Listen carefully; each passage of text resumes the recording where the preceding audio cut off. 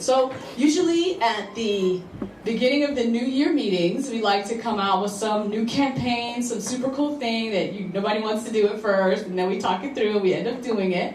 But today I just have an announcement about some good news that has happened over the break. So many of you heard that EPATT is going to be leaving Stanford, right? So we cried together, we hugged each other, we embraced over the news we'd be leaving our nest. Well, we have a little bit more time in the nest. So the good news is we'll be in the nest until 2021. Woohoo! 2021. So yes, we'll be here until 2021. Now, what does that change for most of what we're doing here? Absolutely nothing. We'll still be running the programming as we have, but of course, we're still aggressively pursuing our new home in East Palo Alto. That's still our desire, and that's still what our relocation committee is actively engaged in. So we haven't changed anything in terms of how aggressively we're searching for a permanent home. So this is a great extension. It actually works out on the other end. It gives us more time to both find a place or build a place or renovate a place, get enough money to buy a place, you know what I mean, those kind of things. I don't know if you guys have noticed the housing market. It's a bit rough.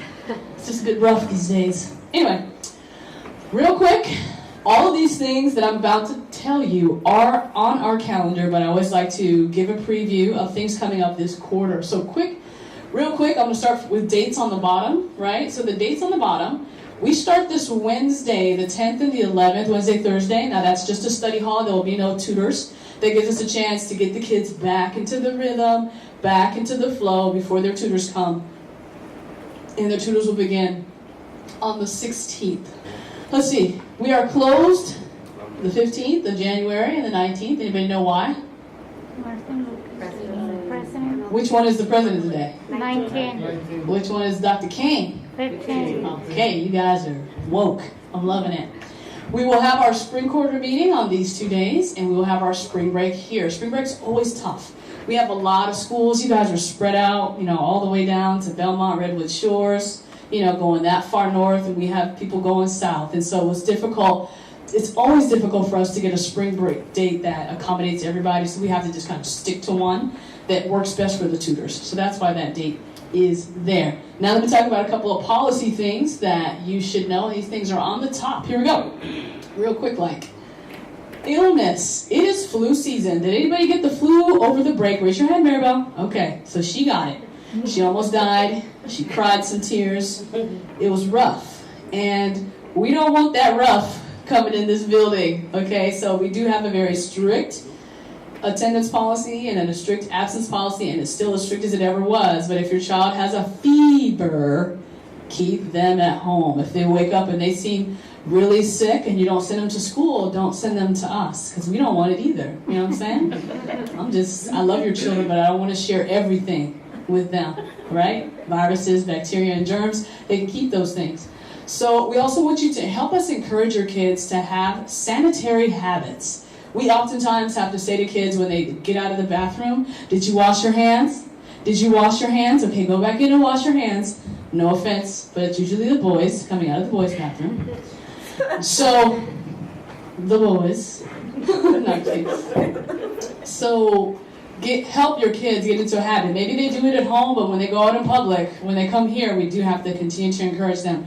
We have hand sanitizer outside every classroom and in the bathroom. So there's plenty of opportunities, because I don't want your kids getting sick either from other kids. And even if your kid doesn't have the flu, if Susie, that they sit next to all day at school, does, and they're sharing stuff, they can come here and give it to someone else. And so the hand sanitizing this season is critical so that we're not all down for the count. You don't want to miss days of work, productivity, and you don't want to feel bad because we didn't protect one another. So that's important for us. Report cards, so we always have to send out turn it in, turn it in, turn it in. If you don't turn it in, turn it in, turn it in. We send all these, you're probably tired of them. All these reminders and these text messages, right? But it's because people don't just bring them in when they get them the first time, right? So it really helps us a lot if you guys bring the grades in as soon as you get them. We're going to be showing you a little while further down in the presentation how we use this data. So it's not just an exercise in futility. We just don't say, bring them because we want them. It's we have a reason.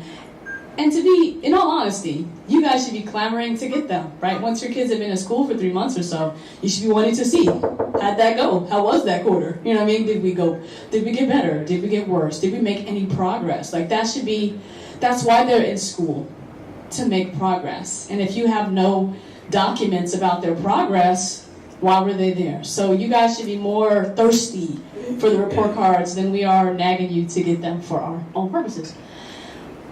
We have some neighbors in our building that are using the room that we'd normally be in right now. Okay, so I don't know if any of you guys have tried to go to EPATT, and you try to go in that door you're used to going in, and there's these strangers in there, and it's all configured differently. Well, another Stanford organization is using our space almost until the end of this month, so we really, really need you guys to use the door that you entered today, right, to sign in for the meeting. We call that the small room door. So please use that door for all of your entering and exiting, as well as your dropping off of food, etc., just so that we're not banging on there, because their door is usually locked and they don't know who you guys are, so they won't let you in, and we just want to respect their space. Let's see. Yes, we have an app. Has anybody been using it? Yeah, some people? Okay, good. So we want to encourage you to continue to use the app. If you're not using it, I'll have an exercise for you today that will force you to use the app in my presence. Just that I feel good about spending the time and money that we did making it. Okay, this workshop is designed to be interactive. I want you guys to, today, you're going to get slammed with a bunch of data and information. It'd be easy for you to sit there and just until it's all over and then go home and say, I got my credit for the meeting, credit! Okay? Please don't do that. We know that when your children are in school, if they're asking questions, if they have comments, then they're engaged in their learning. But that doesn't just go for kids. That's for adults. All right, so Sophia, my friend, is showing you our traveling microphone. We wanted to have a wireless cordless deal, but we didn't have the connections. So if you have a question tonight, or a comment, or you need clarification, or you want to see something again, or you need an explanation, just wave your hand, and Sophia, or my friend here, Flavio, yeah, will help you to get the microphone, because we want to be able to hear your comment on the camera, because like I said, we're recording today, so we want your voice to be heard. This is the kind of presentation where I'm actually going to tell you in advance the questions that I want you to be able to answer when I'm done. So here they are. What do schools do, and what do schools not do? Okay? The next one is, what is my role in getting my child college and career ready? Okay? The third one, how can I know, that my child is ready for college? I'm saying this word over and over again. It's in every question except for the first one. I'm going to say the two more questions, then I'm going to ask you, what's the word I've been repeating? What can I do to help my child toward readiness? And what should my child be doing to get more ready? What's the word? Ready. Ready, okay?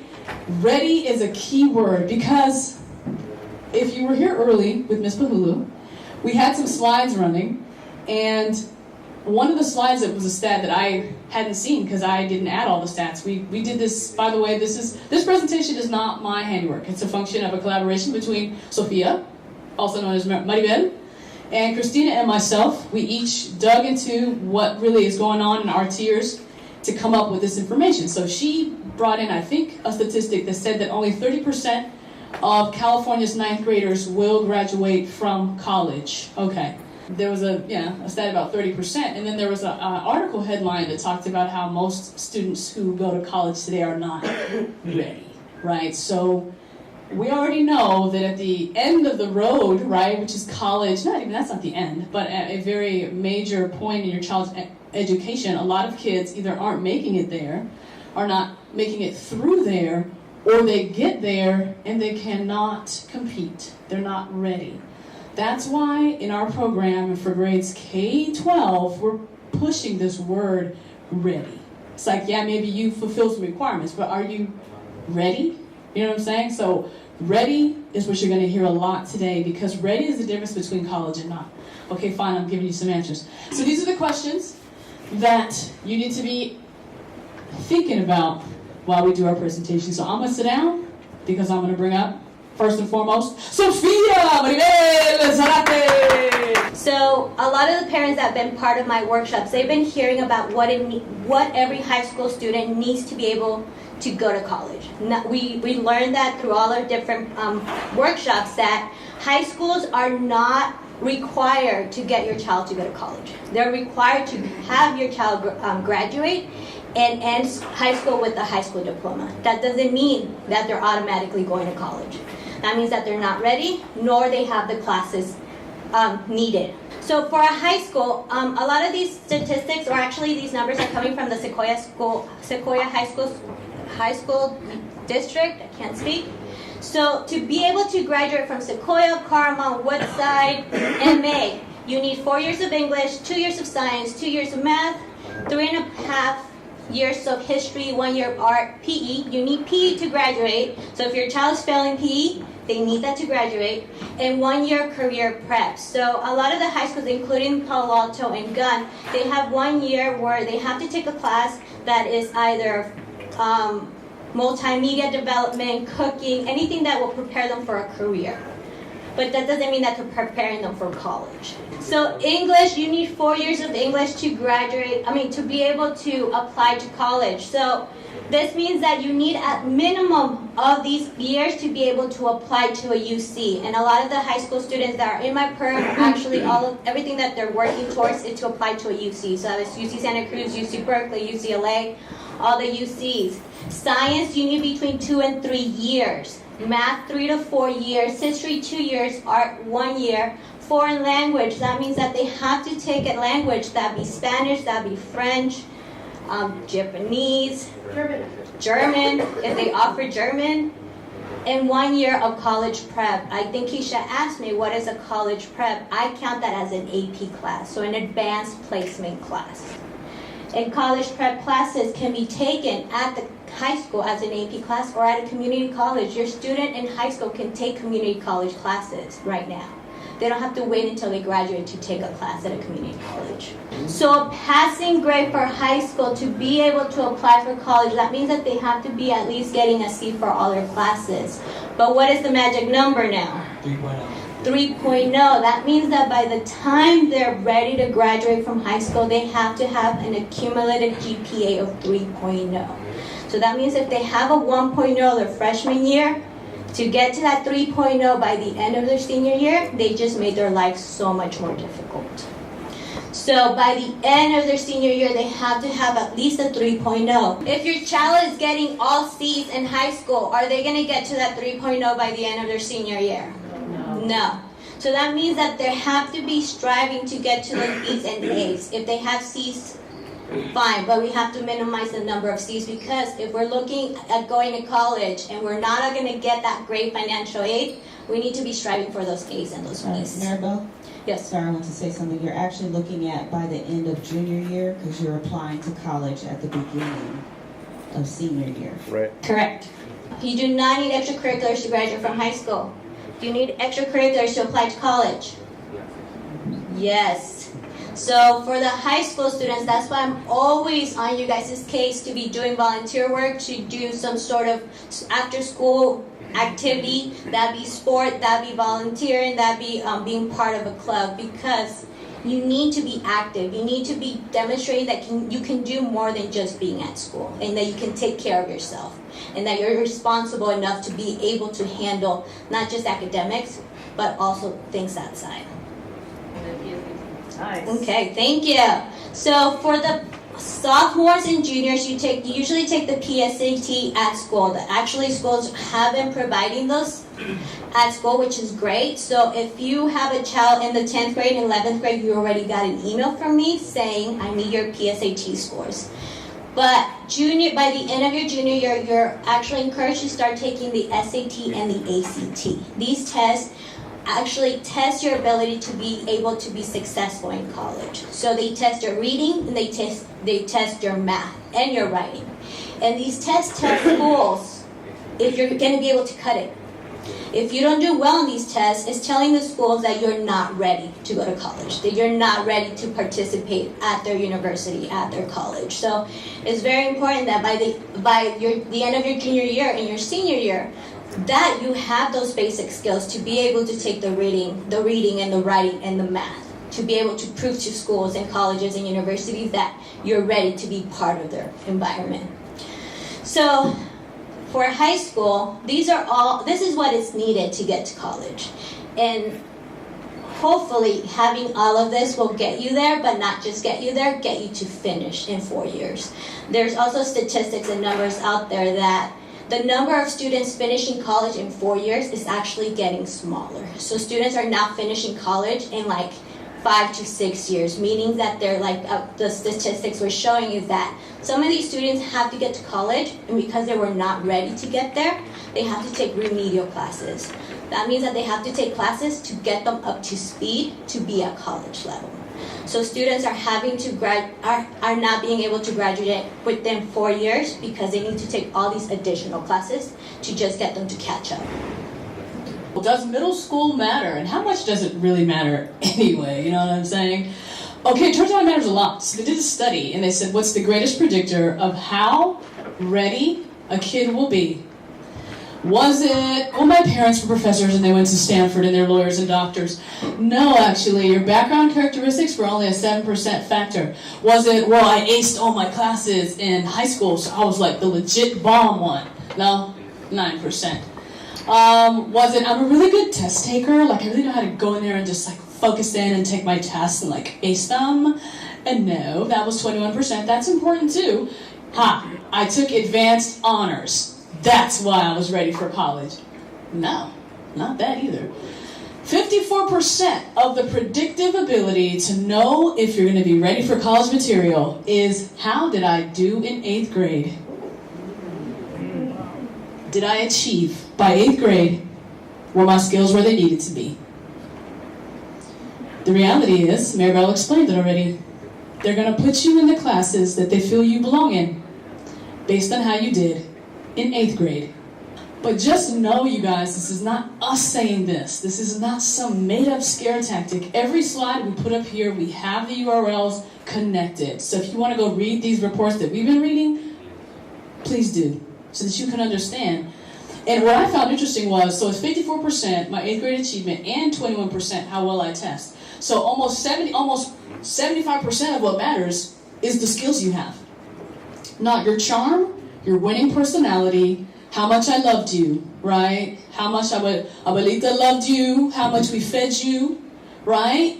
No one's gonna look at your personality factors to determine your preparation for college. They just want to know, do you read and do math at your level and a little beyond? Bottom line. As a matter of fact, and this is what happens, so I get kids in 6th, 7th, and 8th grade. I love 6th, 7th, and 8th grade. I loved Brianna and Arline and Ola and Alex when I had them in 6th, 7th, and 8th grade. It was a lot of fun. It's an awesome time.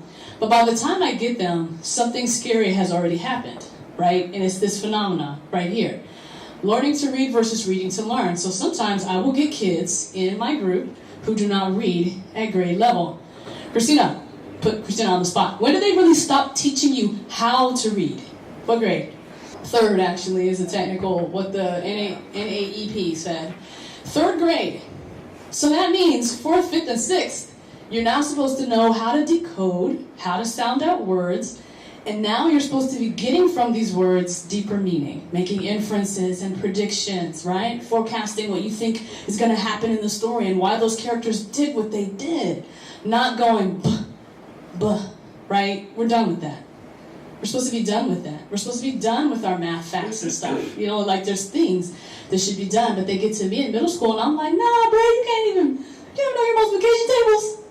But that's what I get. So now, right, I have a 6th grader who I know needs to get to his level by 8th grade, and the school is no longer teaching those basic skills. They're done with that. So we'll talk about what does that mean for you.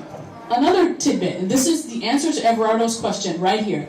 He wants to know, right, so Maribel said, but she said you need to get A through G classes to go to college. Well, how do you get assigned to those classes? So Mr. Luna was like, well, should I go in there? Should I talk to the counselor? You know how the counselor assigned your kids those classes? Because your kids are being assessed all the time, and sometimes you don't even know it. So in 8th grade, Arlene took this test, Brianna took this test, Alex took this test. They didn't know what it was called, but it is, I keep pressing this wrong button. It's the Math Diagnostic Testing Reading Project, the MDTP, and the DOMA, right? So that's what Redwood City and Menlo Park schools are using to place you in your math class. And you just take it one day in school. It's just one of those things you do. And then, so these girls may or may not remember it, but your kids are going to bring a report home to you, and it's going to have these initials on it, and it's going to have a number. Anywhere between a 0 to a 45. Hopefully it's nothing lower than that, because that means that they're not even algebra ready. So this number gets sent to Sequoia Unified High School District. They take that number, they put your kid in a math class. And straight across, and this, by the way, this is from 2017-2018, 9th grade math placement guidelines, Sequoia Union High School District. Everardo's question has been answered. It's on the website for MA. This is where I got it from. So, if Brianna had a 25 to 45, she was assigned Algebra 1 with no support.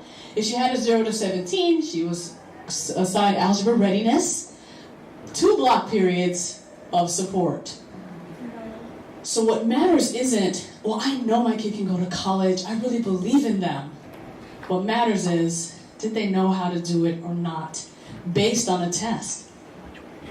Bottom line. And these numbers are available, and the kids will bring them to me. Keisha, this is my class, this is what they're putting me in, and I have to flip it over and go, here's why. Here's why. And I have to tell people, if you don't want to be in, if you don't want to have a support class, you need to go talk to someone, but the bottom line is you didn't have the skills. You can try to talk your way out of it, but now you're going to be in that situation that she said. You're going to say, well, I really shouldn't be in that low class. Okay, go to the high class. But if you fail that high class, you got to take it again. So you better know what you're doing, right? Our students have to be prepared. Otherwise, you're fighting a losing battle. So don't do it.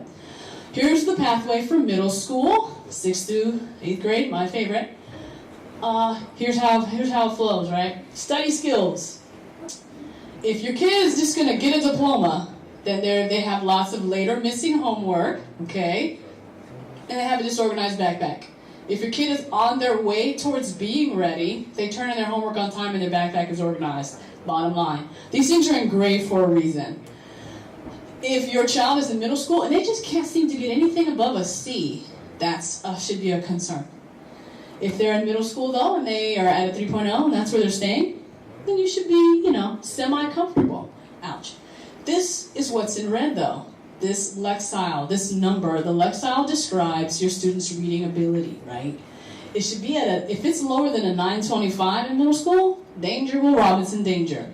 If it's between a 925 and an 1185, okay, we're feeling comfortable about our child's reading skills. We give this test. Lots of schools use it. They call it the SRI. It's just another version of testing the same skill. As a matter of fact, now almost all throughout the United States, this is a measure that's used. So if you want to know your kid's number, you can ask us, and we can let you know. Last but not least, test, and more tests. So these tests are saying how your kids are doing. We've been asking you guys to bring in your SBAC or CAASPP CASP or SBAC scores. If your child is scoring basic or below basic in any of the items, again, cause for concern. However, if they are proficient or above, you should feel like we're getting close. So these 2 tests that I'm talking about were they're made to work with the Common Core state standards. We've been talking about Common Core for like 7 years now, for a while. And the Common Core is designed to produce kids who are college and career ready. So their test is now one that's supposed to be saying if you're college or career ready or not. All right. So if you do poorly on their test, then that's what it means. We used to have the STAR test, right? I don't know if you guys remember back in the STAR test days, filling little bubbles. They got rid of it, and they gave us this Common Core SBAC thing that's adaptive, that has these word problems. It's like really tricky because it's trying to figure out, does your kid really understand the concepts and the why behind them?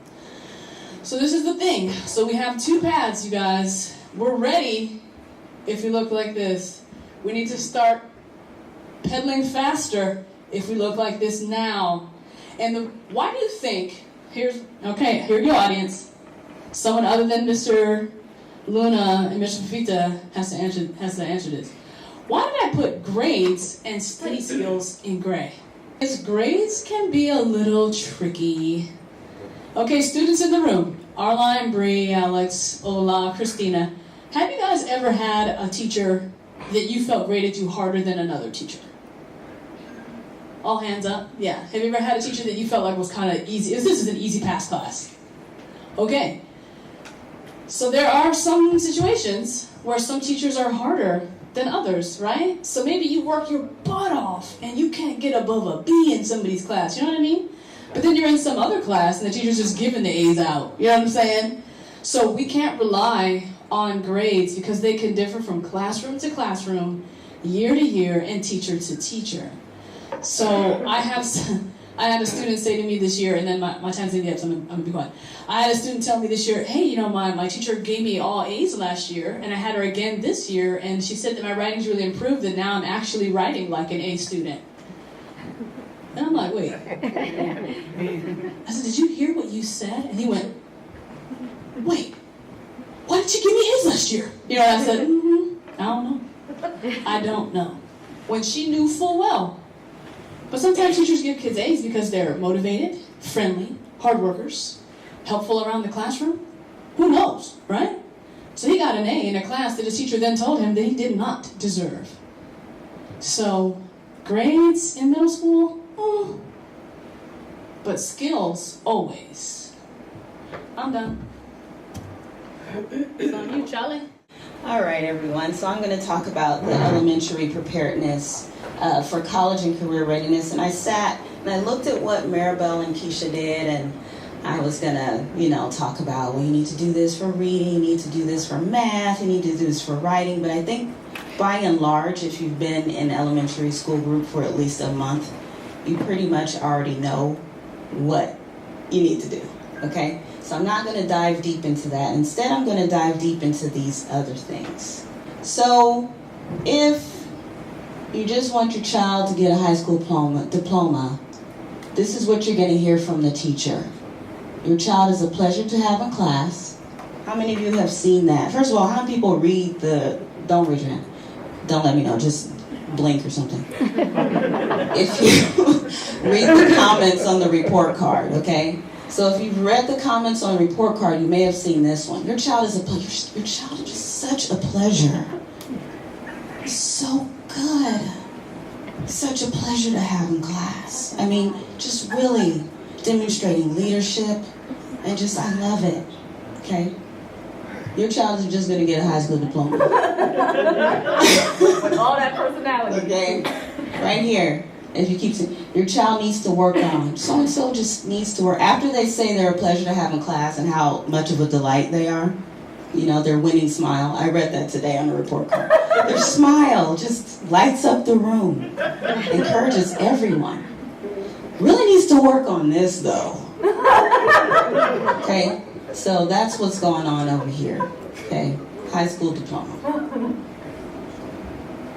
Here's what we need to do if we're going to get to college from elementary school. Your children need to learn how to listen.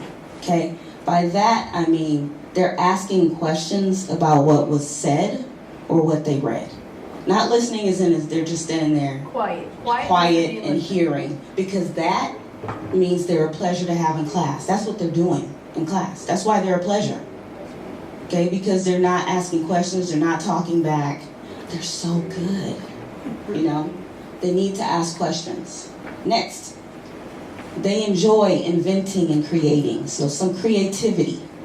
Your children need to show in some way they are mad scientists, they are an artist, they like to create, they like to make a mess. Whatever the case may be, they like to build, they like to tear things down, they like to jump off of things, whatever it is. They have an imagination, but they've got to be showing that there's something going on in there, that they think differently somehow, okay? So again, if you're not thinking outside of the box, you're just sitting there quietly, you're a pleasure to have in class.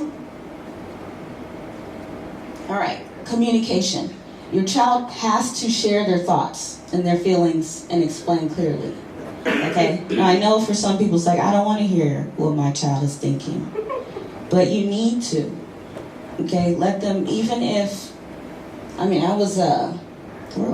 know where I was. I was in a grocery store. We were in Los Angeles. And this little kid was like 3 or 4, waxing eloquent, about how he wants to be like Captain America, because Captain America is courageous, and he was using some really good words for a 3 or 4-year-old. Now, his mom was just like, but really, his mom said, really? And why do you want to ask questions as your child is communicating with you, because you have to show that you're listening, okay? So when they're speaking and sharing how they feel and they're talking clearly, meaning you don't have to explain it, that's when it's clear. Like, I can't understand my niece sometimes. I have no idea what she's saying. Only my sister does. So she was like, la, la, la. I'm like, what? La, la, la. I'm like, what? What? My sister, she says she likes your hat. Oh, okay. But one time I told her, I just looked at her, I said, Zoe, I'm really sorry, but I can't understand what you're saying, And so then she knew, okay, I gotta speak clearly when I'm talking to Auntie, because she doesn't know the code. Critical thinking. Your children explore other possibilities or other answers or approaches. They don't just sit there and listen and not talk back and say anything. Okay? They have to basically think, what's another way to do this? Is there another way to do this? Not just one. Now, this comes in handy for math, because if your kid thinks there's only one way to do math, they're really going to get stuck with this Common Core thing. Okay? And a lot of them are. Because they just want, this is the way you do it, and if you can't do it this way, then you can't do it.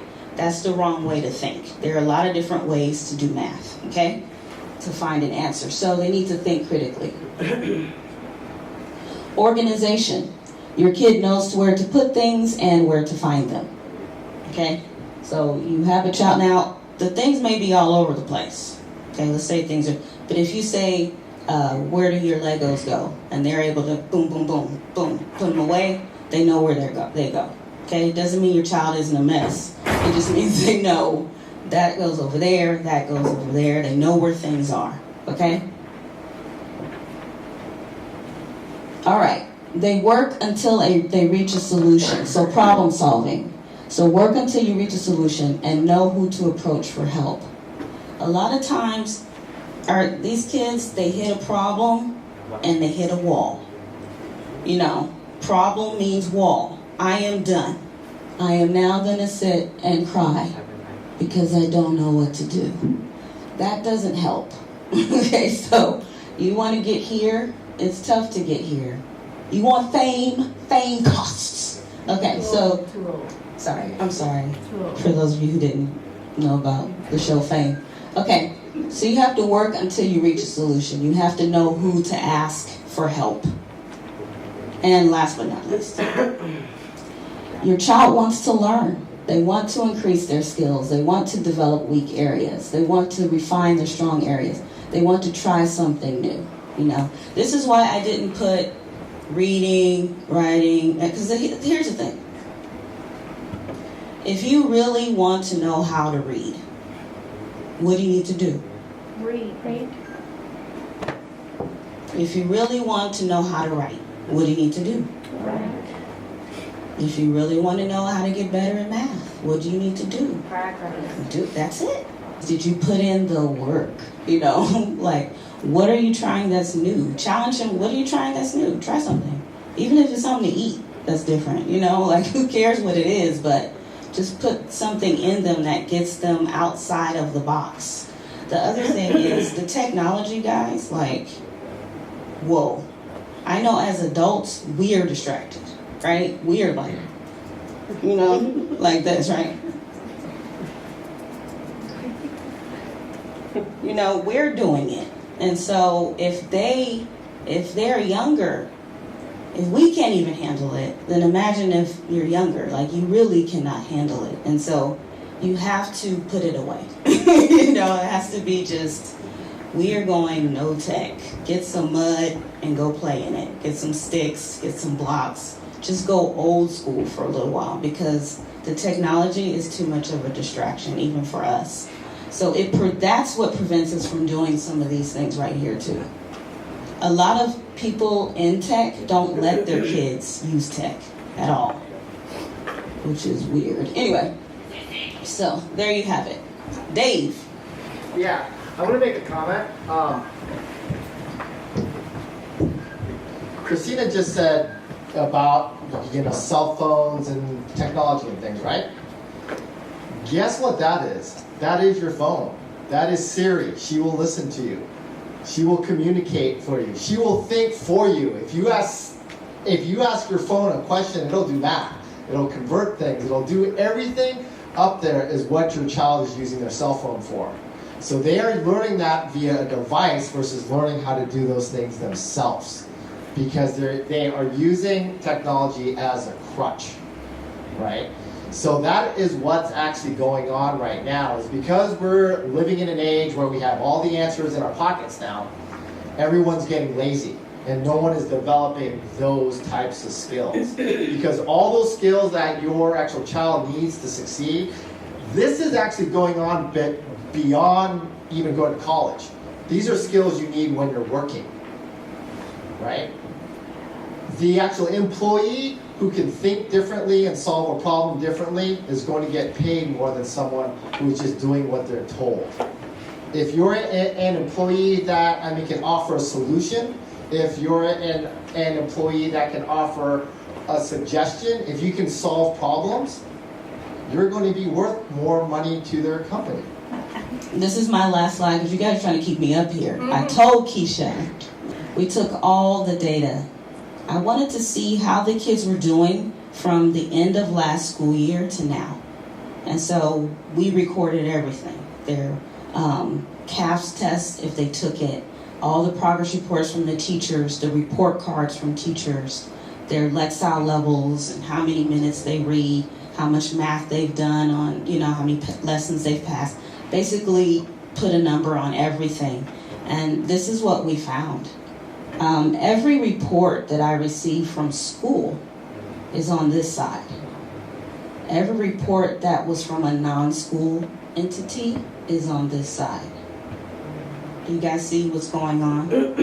That's it. The difference is over here, it's just high school. If you're going to graduate from high school, you're on your way, right here. And that is first and foremost what teachers are concerned with. And I've told you guys this. The teachers are not thinking about whether or not your child is going to college.